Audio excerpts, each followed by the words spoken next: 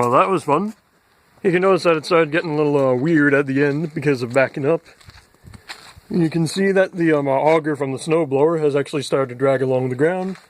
And that's probably because this part of the motor mount is actually starting to bend away. You can see the bolt is getting pretty crazy.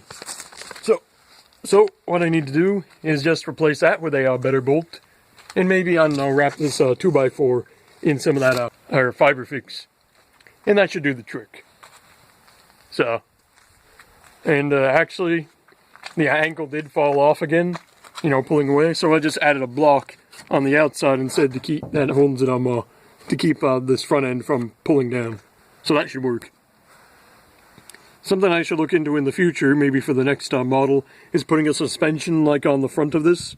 So that way when there is pressure from a wheel hitting something, instead of trying to tear the frame apart, it just pulls on like a spring, allowing it to you know, flex. And I ended up putting a board up on this end to secure this leg a little more with just one screw. I really shouldn't have done that. I should have used a bolt or a machine screw, but that's easily fixed.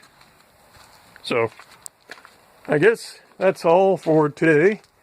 If you do enjoy my content, be sure to like and subscribe, and pilot a mech today. Bye-bye.